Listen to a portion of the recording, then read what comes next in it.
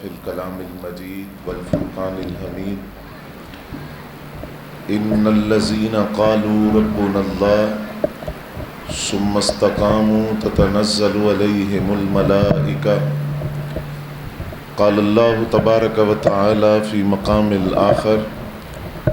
ولا تموتن إلا وأنتم مسلمون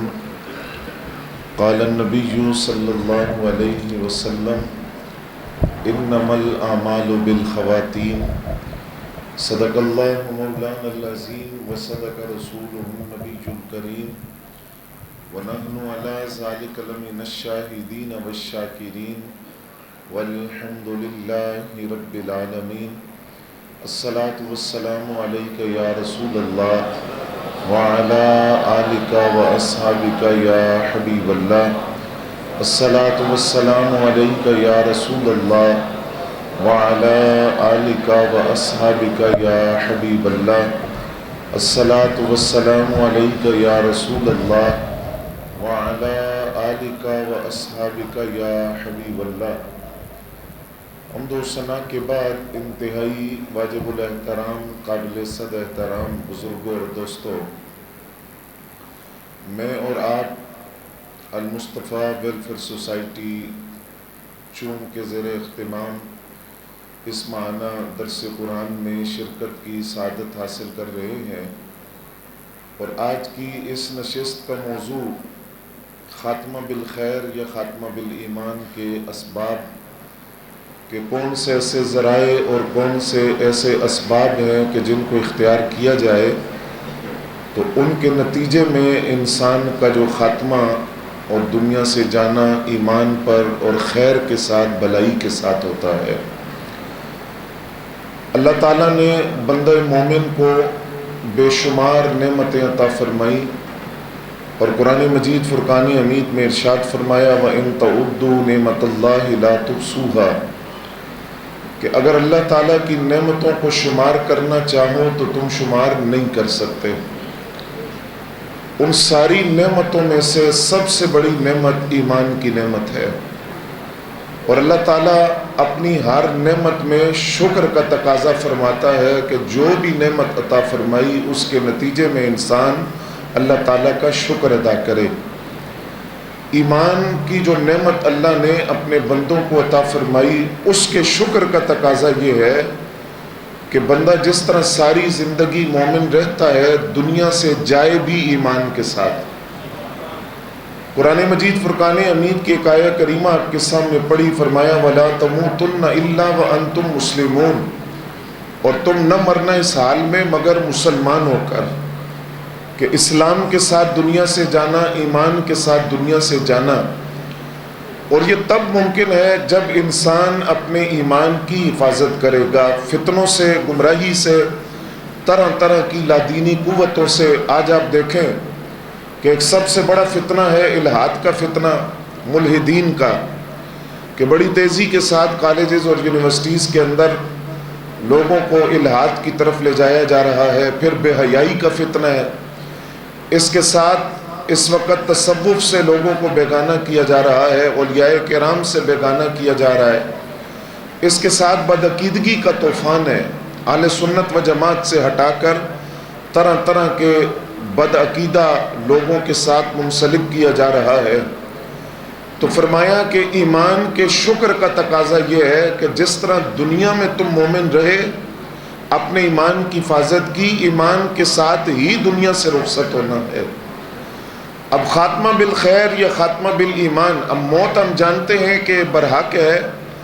تو کسی کو جلدی آئی کسی کو دیر سے آئے، لیکن برحق ہے کہ موت ہر ایک کو آنی ہے اور ہر ایک نے دنیا سے جانا ہے۔ تو جب ہر ایک نے دنیا سے جانا ہے تو جہاں انسان دیگر حوالوں سے اپنی پلاننگ کرتا ہے اور مستقبل کے حوالے سے وہ کارروائی کرتا ہے، مستقبل کے حوالے سے سوچتا ہے، تو یہ بھی ایک سوچ اس کی ہونی چاہیے کہ میں کون سے ایسے اسباب کو اختیار کروں کہ اللہ تعالیٰ میرا خاتمہ خیر پر فرمائے اور ایمان پر فرمائے۔ ایک تو نبی علیہ السلام نے ایک دعا کی تعلیم دی، فرمایا کہ انسان اگر یہ دعا مانگتا رہے تو اس دعا کے نتیجے میں اللہ تعالیٰ اسے ایمان پر موت عطا فرمائے گا۔ فرمایا ربنا لا تزغ قلوبنا بعد اذ ہدیتنا وہب لنا من لدنک رحمہ انک انت الوہاب۔ یہ دعا نبی علیہ السلام نے تعلیم فرمائی کہ اس کو اکثر پڑھتے رہنا چاہیے،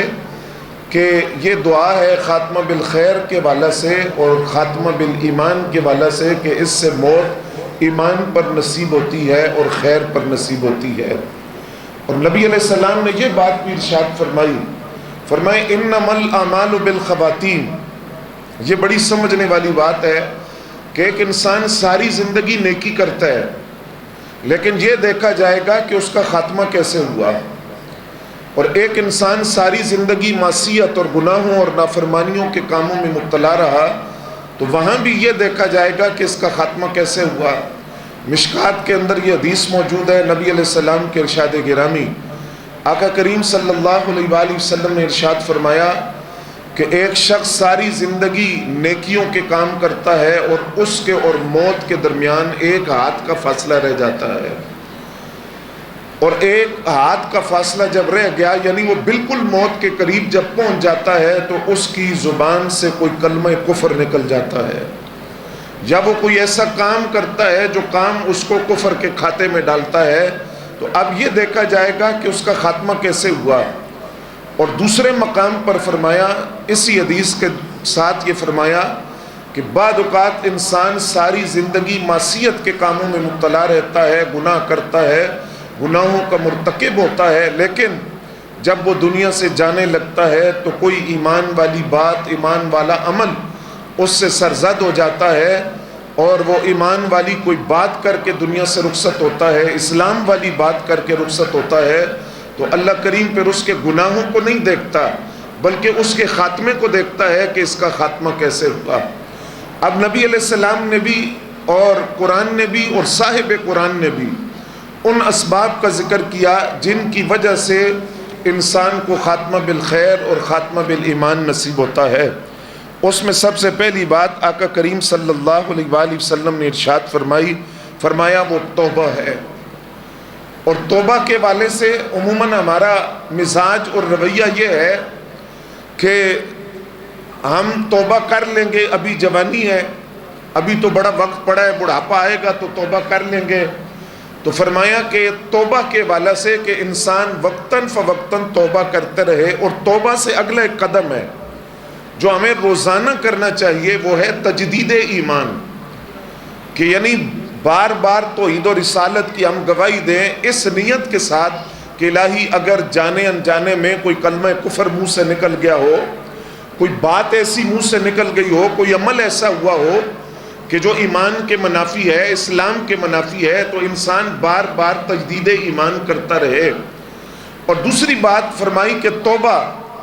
توبہ انسان کرتا رہے تو توبہ کی وجہ سے اللہ کریم اس کو ایمان پر موت عطا فرماتا ہے، ایمان پر موت نصیب ہوتی ہے۔ آقا کریم صلی اللہ علیہ وآلہ وسلم نے ارشاد فرمایا التائب من الذنب کمن لا ذنب لہ، کہ گناہوں سے توبہ کرنے والا اس طرح ہے جس طرح اس نے گناہ کیا ہی نہیں۔ جب وہ گناہوں سے توبہ کرتا ہے تو اللہ تعالیٰ اس کی جو سابقہ زندگی ہے اس کو مٹا دیتا ہے، وہ زندگی مٹ جاتی ہے توبہ کی وجہ سے۔ تو اس لیے فرمایا کہ خاتمہ بالخیر کا پہلا سبب یہ ہے کہ انسان توبہ کرے اور توبہ کے ساتھ اپنے خاتمہ بالخیر کا انتظام کرے۔ حضرت موسیٰ بن محمد سلیمان فرماتے میں نے ایک اموی شہزادے کو دیکھا، یعنی جو بنو امیہ سے تعلق رکھتا تھا، تو وہ شراب کباب کی محفلوں میں جاتا، شہزادہ تھا، بادشاہ کا بیٹا تھا، تو وہ شراب کباب کی محفلوں میں جاتا، وہاں شریک ہوتا، شراب بھی پیتا، گناہ کرتا، معصیت کے کاموں میں مرتکب ہوتا۔ تو فرماتے ہیں کہ ایک مرتبہ قرآن مجید پڑھا جا رہا تھا تو قرآن کی ایک آیت اس کے کانوں میں پڑی۔ جب قرآن مجید کی اس نے آیت سنی تو اس نے جو شراب کا جام تھا اس کو توڑ دیا، اور توڑنے کے بعد اس نے اللہ کریم کی بارگاہ میں عرض کیا اے میرے مالک، مجھے ساری زندگی تیری خبر ہی نہیں ہوئی، میں ساری زندگی تجھ سے غافل رہا، اب میں لوٹ کر تیری بارگاہ میں آیا ہوں، اور میں اگر تیری بارگاہ میں نہ آؤں تو کدھر جاؤں؟ غلام کیسا بھی ہو لوٹ کر مالک کے پاس ہی آتا ہے، تو اب میں تیری بارگاہ میں لوٹ کر آیا ہوں، میں کیسا بھی ہوں لیکن تیرا غلام ہوں، تیرا بندہ ہوں، تو اب میری توبہ کو قبول کر اور میرے لیے اپنے رحمت کے دروازے کھول دے۔ تو حضرت موسیٰ بن سلیمان فرماتے ہیں وہ یہ بات بار بار کہہ رہا تھا، ساتھ تڑپ رہا تھا، تو اب ساری زندگی اس کی شراب نوشی کے اندر، کعبہ خانے کے اندر، اور ساری زندگی طوائفوں کا ناچ دیکھتے ہوئے، اللہ کی نافرمانی کرتے ہوئے گزری۔ لیکن وقت آخر یعنی تقدیر کے اندر اس کی جو موت کا وقت لکھا ہوا تھا، اس سے پہلے اس کو توبہ کی توفیق مل گئی۔ جب اس نے توبہ کی تو اس توبہ کی وجہ سے اللہ کریم نے اس کو خاتمہ بالخیر اور خاتمہ بالایمان عطا فرمایا، اور وہ دنیا سے ایمان کے ساتھ اور خیر کے ساتھ رخصت ہوا۔ تو پہلی بات یہ ارشاد فرمائی کہ خاتمہ بالخیر کے لیے لازمی سبب یہ ہے کہ انسان توبہ کرتا رہے۔ اس کے اندر ایک ہمارا عمومی مزاج ہے کہ بھائی میں نے کون سے گناہ کیے، جب میں ہی اتنا گناہ گار ہوں کہ بار بار توبہ کرتا رہوں۔ فرمایا توبہ ہر ایک کو کرنی چاہیے، اور وہ دانستہ نادانستہ جو گناہ وہ جانتا ہے، اور ہو سکتا ہے کئی گناہ نہ جانتے ہوئے اس نے کیے ہوں، تو فرمایا گناہ سے توبہ کرتا رہے، اس وجہ سے اللہ کریم اس کو ایمان کی موت عطا فرمائے گا۔ پھر آقا کریم صلی اللہ علیہ وآلہ وسلم نے ارشاد فرمایا خاتمہ بالخیر کا ایک اور سبب، اور وہ بھی بڑا قابل توجہ ہے۔ فرمایا کہ جب بچہ پیدا ہوتا ہے اور وہ بولنا شروع کرتا ہے اور اپنے کلام کا آغاز کرتا ہے، بولنے کا آغاز کرتا ہے، تو ہمارے ہاں والدین، یہ چونکہ ایڈوانس دور ہے تو کوشش یہ کی جاتی ہے کہ بچے کی زبان سے نکلنے والا پہلا کلمہ یا تو کوئی انگریزی کا حرف ہو، کوئی بیٹ کیٹ بال وغیرہ کو لفظ اس کو سکھا دے، یا کوشش یہ بھی ہوتی ہے تھوڑا ذرا اور ایڈوانس مزاج ہو تو وہاں یہ بھی ہے کہ اچھا گالی دے کر دکھاؤ، کوئی جملہ اس کو سکھا دیا۔ ایسا نبی علیہ السلام نے ارشاد فرمایا کہ جب بچہ بولنے کا آغاز کرتا ہے تو سب سے پہلا لفظ اس کی زبان سے اللہ نکلنا چاہیے۔ فرمایا پہلا لفظ جو اس کی زبان سے نکلے اللہ، اور اس کے بعد اس کو کلمہ طیبہ کی تعلیم دو کہ جب وہ بولنے کا آغاز کرے تو اللہ سے کرے، اور پھر کلمہ طیبہ اس کو سکھاؤ۔ اب اس کا فائدہ کیا ہوگا؟ نبی علیہ السلام فرماتے ہیں اب اس کے بعد وہ بندہ جب اس نے بولنے کا آغاز کیا، بچے نے، نومولود نے، تو اس نے پہلا کلمہ اپنی زبان سے اللہ کا کہا اور کلمہ طیبہ کی ادائیگی کی۔ فرمایا اب اس کے ساتھ وہ 1000 سال بھی زندہ رہا، اور 1000 سال بعد جب اس کو موت آئے گی، اب یہ 1000 سال کیسا گزرا، اس میں اس سے گناہ بھی ہوتے رہے،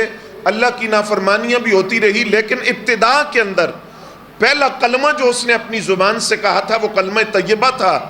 تو فرمایا اس کی برکت سے 1000 سال بعد جب اس کو موت آئے گی، فرمایا وَلَوْ عَاشَ أَلْفَ سَنَةٍ، اگر وہ 1000 سال بھی زندہ رہا تو یہ گارنٹی ہے کہ چونکہ اس نے بولنے کا آغاز کلمہ طیبہ سے کیا تھا، تو جب اس کی زندگی کے اختتام ہوگا تو آخری کلمہ اس کی زبان سے کلمہ طیبہ ہی نکلے گا۔ تو فرمایا یہ کب ہوگا؟ تب جب وہ بولنے کا آغاز کلمہ طیبہ سے کرے اور اللہ کا لفظ اس کی زبان سے نکلے، تو یہ اس بات کی گارنٹی ہے کہ جب وہ دنیا سے جائے گا تو تب بھی کلمہ طیبہ کے ساتھ۔ اور آپ جانتے ہیں کہ خاتمہ بالخیر کی علامات، ایک ہے اسباب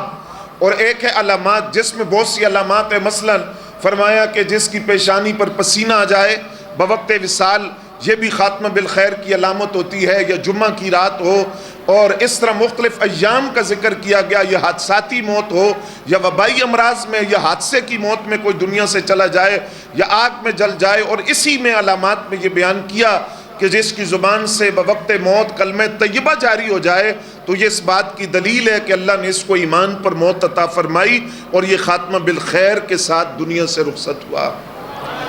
اس کے ساتھ نبی علیہ السلام کے ارشاد گرامی فرمایا جو بندہ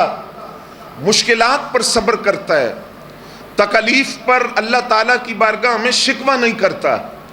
اور زبان پر کوئی حرف شکایت نہیں لاتا، اور دوسرے معنوں کے اندر استقامت فی الدین، دین کے معاملے میں استقامت اختیار کرتا ہے، دین کے راستے میں اس پر جو تکالیف آئیں، جو مصیبتیں آئیں، جو آزمائشیں آئیں، ان کو وہ برداشت کرتا ہے، تو اس استقامت کے نتیجے میں اللہ تعالیٰ اسے ایمان پر موت عطا فرمائے گا۔ قرآن مجید فرقان حمید میں اللہ کریم نے ارشاد فرمایا ان الذین قالوا ربنا اللہ،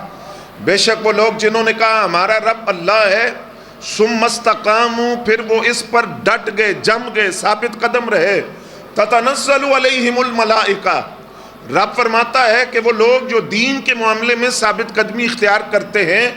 تو اللہ کریم ان پر فرشتوں کا نزول فرماتا ہے۔ دین پر ثابت قدمی کی آج فی زمانہ بہت ساری مثالیں ہیں۔ مثلا ہمارے ہاں یہ بھی ہوتا ہے کہ ایک نوجوان داڑھی سجاتا ہے چہرے پر، سنت رسول سجاتا ہے تو گھر والے مطالبہ کرتے ہیں تو تہلے بچے ہیں، تیری تہلے شادی بھی نہیں ہوئی تو تجھے کیا ضرورت ہے داڑھی رکھنے کی؟ داڑھی کا تعلق شادی کے ساتھ نہیں ہے، داڑھی سنت رسول ہے، جب آ گئی تو وہ چہرے پر رکھنی چاہیے۔ نماز کی اگر کوئی پابندی کرے تو گھر والوں کی طرف سے کہا جاتا ہے تو اتنا صوفی بن گیا، بار بار مسجد میں جاتا ہے۔ اب اس صورتحال کے اندر کہ جب اس کو بار بار یہ تانا مل رہا ہو کسی کو اس کے دینی مصروفیات کی وجہ سے، لیکن اس کے باوجود وہ سنت رسول پر پیرا ہے، وہ دینی معاملات کے اندر پھر بھی ڈٹا ہوا ہے، تو یہ بھی استقامت فی الدین ہے، اس پر بھی اللہ کی طرف سے اجر ملے گا، اور اس کی یہ استقامت فی الدین اس کے خاتمہ بالخیر اور خاتمہ بالایمان کا سبب بنے گی۔ کچھ مثالیں آپ حضرات کی خدمت میں عرض کرنا چاہتا ہوں۔ عبداللہ بن حذیفہ رضی اللہ تعالیٰ عنہ یہ صحابی رسول ہے اور یہ بدری صحابہ میں بھی شامل ہے۔ ان کے والد سے فرمایا کہ حضرت فاروق اعظم رضی اللہ